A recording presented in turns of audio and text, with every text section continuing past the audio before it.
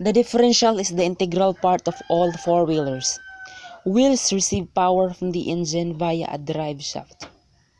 And the main function differential is to allow these wheels to turn at different RPM while receiving power from the engine.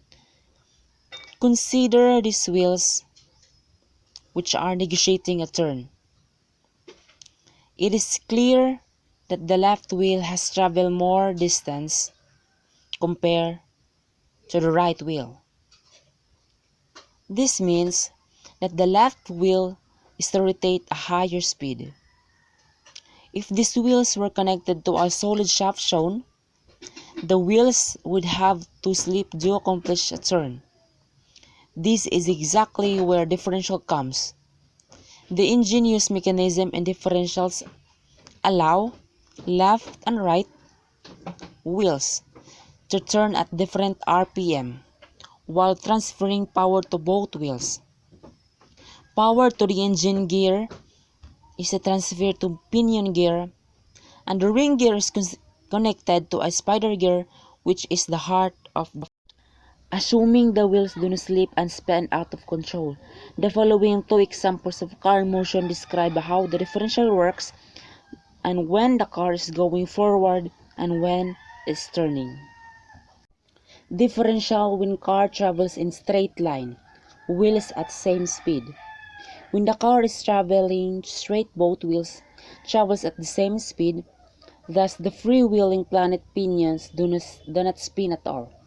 Instead, as the transmission turns the crown wheel, the rotary motion is translated to the half shaft and both wheels spin with their differential when car turns a corner. When the car is turning, the wheels must move at different speed. In this situation, the planet pinions spin with respect to the crown wheel as they turn around the sun gears. This allows the speed of the crown gear to be delivered unevenly to two wheels. An open differential always transfers an equal amount of power to both wheels, but if one wheel requires less power to turn than the other wheel, such as when one wheel is on dry pavement and the other on a muddy shoulder, it will take less power to turn the wheel on the pavement. Locking differentials, generically referred to as lockers, can lock the axles together to provide 100% of available torque to the wheel with traction. However, when traction is needed, the axles can be mechanically locked together, forcing the wheels to rotate at the same speed. A wielded differential keeps both of the back wheels on the car spinning at the same speed, but since the wheel on the outside is typically spinning faster. Since the limited slip differential can take power away from a wheel that is losing traction and give more power to the wheel with traction, this helps prevent excessive wear on the tires. The torsion works the same as an open differential. When the torque applied to both wheels is equal, if one axle spins faster, it turns the worm gear.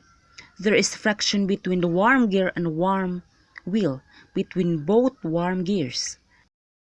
The active differential can use electronics to artificially alter the mechanical force the system is experiencing through changing driving conditions.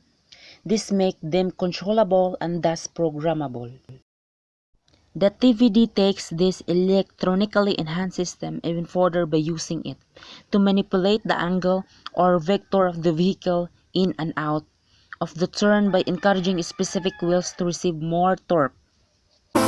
She yelling over me. All that means is neither of us is.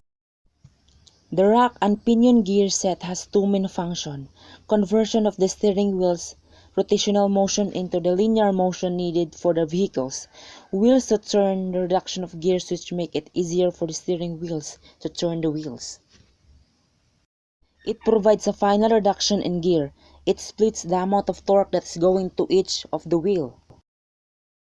It serves as an equalizer in dividing the torque between the two driving wheels, permitting one to turn faster than the other when rounding corners. It is responsible for delivering power to the driving wheels. It comes in two halves, known as half shaft, which are connected by the differentials. It acts as a protective layer for the spinning axle. Lubrication of the axle is also made possible because of the housing. A wheel bearing is a crucial part of the wheel assembly that connects the wheel and the axle. It enables the wheel to rotate smoothly with a minimum friction. Each wheel axle is attached to a differential side gear, which meshes with the differential pinions. On a straight road, the wheels and the side gears rotate at the same speed. Between us before we go.